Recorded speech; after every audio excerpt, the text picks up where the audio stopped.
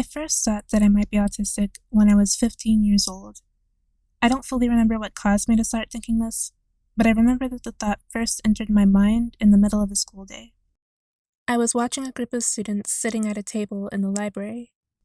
At this table, a boy would get roasted, and then he'd dish out a witty comeback without skipping a beat, or a girl would roll her eyes and make a sarcastic comment, and the other girls around her would clap their hands and jeer. They all spoke with each other in a kind of a rhythm, like an ebb and flow of words and head nods and high fives that all seemed to fit together perfectly. I remember being 15, sitting in the library by myself, and watching them. And I remember this feeling slowly creeping up on me. This feeling that somehow I didn't quite belong. Not in like a corny kind of way, like in a teen movie where the main character is a brown-haired girl with glasses who's not like the other girls, and not in like an elitist way where I think that liking books and anime are unique hobbies that no one else can relate to. No, not in that kind of way.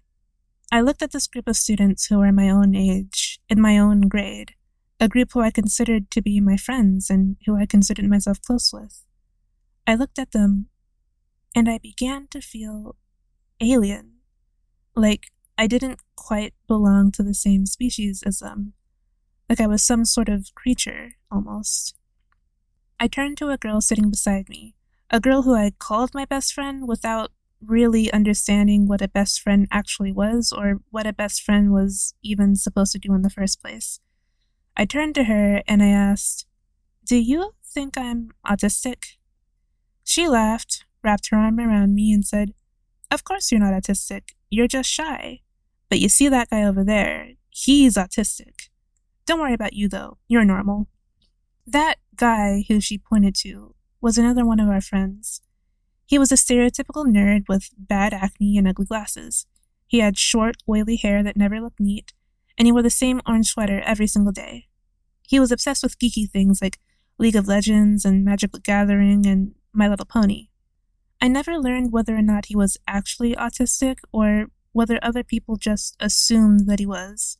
But one thing that I did know is that, even back then, I felt very similar to him, almost like we shared a kind of a kinship. Like him, I was a nerdy girl with bad acne and ugly glasses. Like him, I had short, oily hair that never looked neat. Like him, I also wore the same purple jacket every single day. And just like him, I was also deeply obsessed with geeky things like League of Legends and Magic the Gathering and My Little Pony. Really, the only difference between the two of us was that he was a white guy and I was a black girl. But this girl who I asked this question to, she was kind of like the leader of my friend group at the time. She always spoke with wisdom and authority, and for the most part, whatever she said is what the rest of us went along with. And so, she said that I wasn't autistic, and I went along with it. I went along with it for about 3 years. But when I graduated high school, that's when things really started to take a turn for the worse. My first job was as a barista at a tiny little indie cafe. It was a slow, easygoing job that didn't have that much stress to it. But I learned very quickly that the world of customer service was a world that I was going to struggle a lot in. To be a good cashier or barista or any sort of customer service role, you have to be friendly and sociable. You have to be good at knowing your products and describing them eloquently to whoever asks questions about it. You have to know how to anticipate confusion or dissatisfaction, and you have to be quick to rectify conflict when it arises. You have to be emotionally strong enough to withstand screaming, yelling, insults, and personal attacks. You have to have these traits because whatever company or business owner you're working for will demand them of you. And if you fail to meet these demands, then you'll get reprimanded or penalized or fired. I spent the next 5 years working restaurant and store jobs. I survived in these environments by being cheerful and smiley, almost to an uncanny degree. It was the only way I knew how to feign sociableness. But I would watch how much better others were at it than me, and I would feel nothing but inadequate. I watched how a male coworker would smoothly greet customers, how he'd remember most of their names, memorize their favorite drinks, and ask them questions about their day-to-day lives. I watched as a female coworker flirted with customers and got any number she wanted with ease, no matter the gender. These people had a kind of magnetism to them, where they could talk and laugh and joke and flirt with anyone who walked through the door. And all I could do was smile and ask, "How's your day been so far?" in a kind of an obnoxious, sing-songy sort of voice. It was like a script that I had memorized and drilled into my skull. I asked it to every single customer because it was all I understood how to do. After 9 hours of asking this question over and over again, I'd wind up collapsing as soon as I made it home. But eventually, I improved. I learned that people like it when you ask them specific questions about themselves. I learned that if someone coughs and glances up at you, then that probably means they want help with something. I even learned that if you wear pretty clothes and compliment people a lot, then they're more likely to leave a tip. But what I never seemed to improve at was the people part outside of work. No matter what the situation was, I always felt nervous and stressed when talking to others.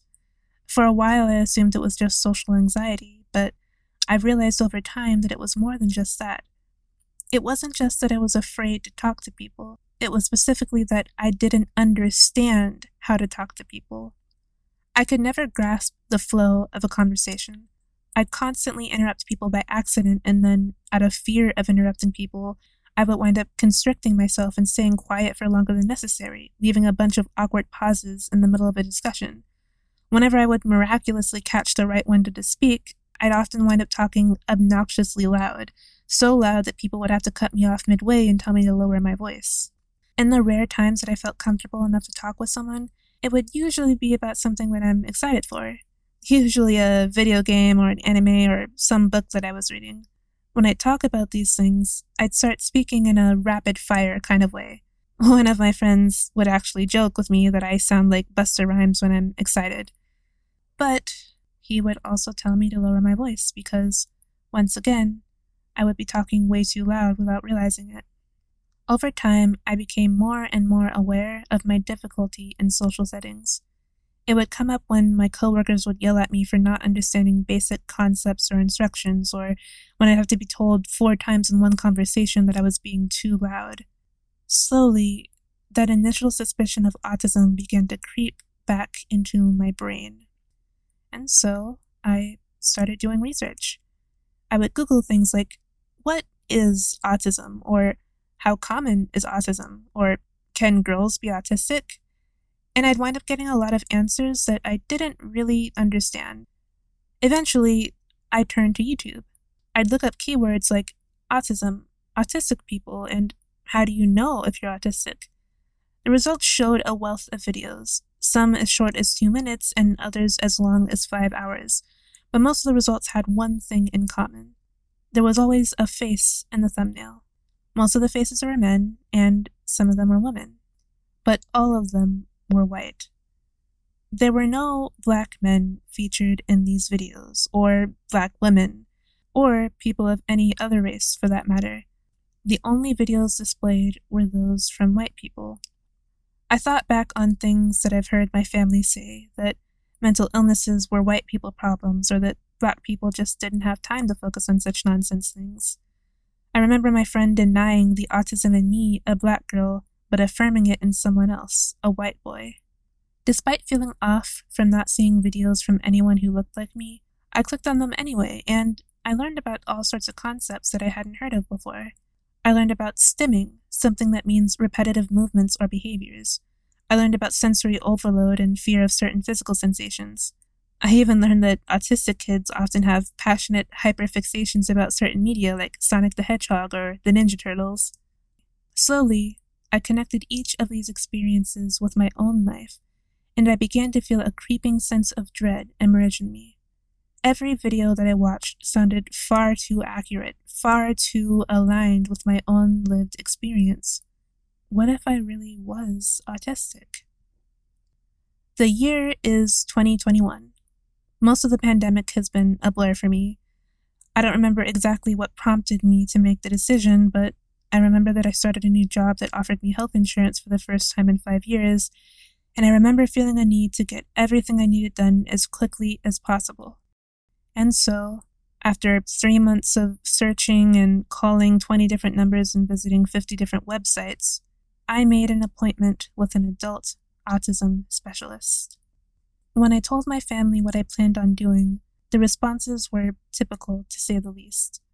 My aunt flipped through my phone notes about autistic traits I thought I carried, and she laughed and shook her head and rolled her eyes. My cousin said that I act nothing like his autistic nephew, so there's no way I could have it. And my mother, while being kind and supportive in her own way, said much of the same thing. I don't act autistic, so obviously I couldn't be autistic, right? All across the board, from my mid-teens all the way into early adulthood, the people around me dismissed my observations and concerns as being irrational. I'd frequently hear things like, "You just want to be a special snowflake," or "You make a big deal out of everything," or "You're just looking for attention, aren't you?" After a 4-month waiting period, 3 separate appointments, 9 examinations, and a loss of my health insurance, I got my test results back just a few hours ago. The full exam cost me almost $600. When I saw the price, I briefly wondered if it was all worth it or if I had done this all for nothing. What did I really gain by learning the truth? What good would it do me? What if I really was just searching for attention, window shopping for disorders and disabilities to make myself feel more special? But on August 16th, 2021, at 3 p.m. Eastern Standard Time, I got my test results back, and I learned the truth. My name is Paya. I am 23 years old, and today I learned that I have autism spectrum disorder.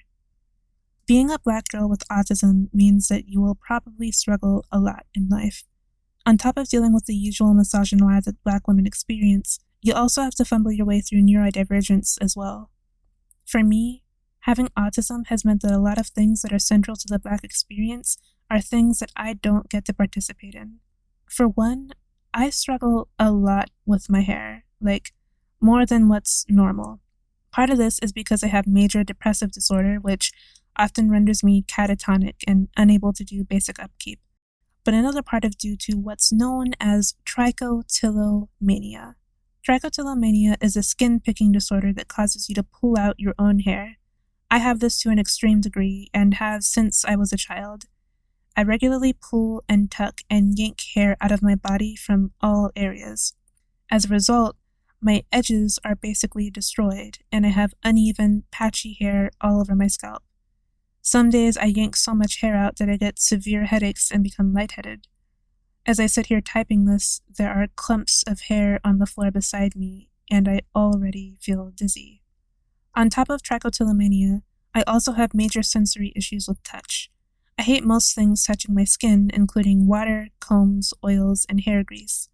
This means that all the usual steps needed for proper Black hair care are agonizing for me. Whether it's moisturizing my hair, washing it, detangling, or styling, each step causes me discomfort and anxiety.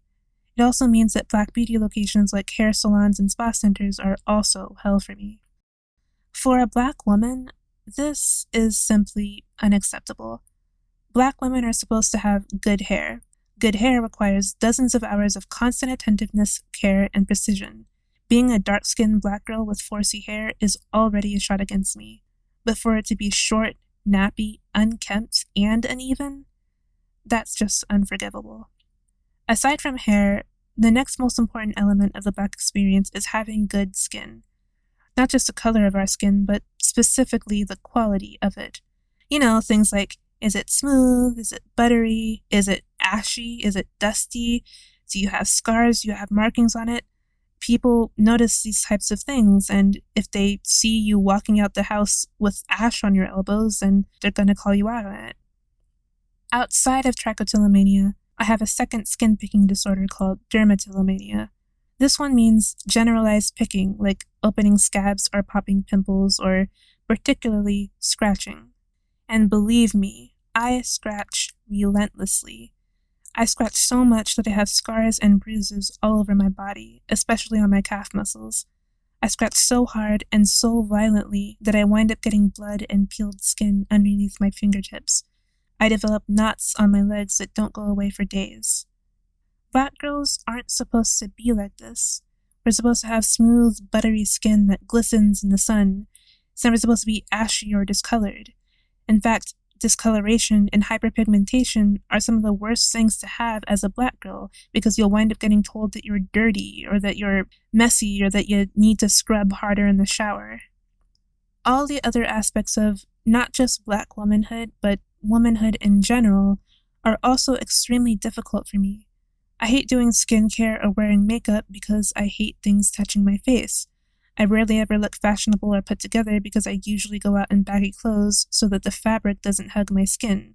And of the clothes that I do have, most of them are 4 or 5 years old with holes and tears in them, because buying new clothes is an entire ordeal that stresses me out, and it's overwhelming, to say the least. Being autistic has barred me from so much that I want to experience in life. I want to be able to reach the standard of beauty that women are expected to maintain. I want to be sociable and flirty and vibrant in conversation. I want to feel like a proud, beautiful black woman who represents her family and community well, instead of feeling like whatever it is that I am right now. I'm writing this essay 5 hours after getting my test results back. I'm not able to fully process or digest what this means for me. I think that deep down, I've always known that I'm autistic, even before I knew what the word autism even meant. I'm starting this channel because I want to give myself a voice. My whole life, I've been repeatedly told by people that I don't know what I'm talking about, or that I'm just being dramatic, or that I'm blowing things out of proportion. I'd get told these things and I'd internalize them. I stopped openly talking about my struggles with mental illness. I stopped reaching out for help. I kept things inside because I was ashamed that I felt them in the first place. But I'm done keeping things inside. I'm done staying quiet because talking happens to annoy the people around me. If I'm being dramatic, then so be it. I've gone through enough mess in my life that I have a right to be dramatic about. Welcome to Art of Paya. This is a channel about discussing the intersection between race, gender, mental illness, and neurodivergence. If you're just watching this as I upload, then that means that this will only be my second video on this channel so far. I hope that you'll stick around to see what else I have to share. Thanks for watching, and keep doing your best.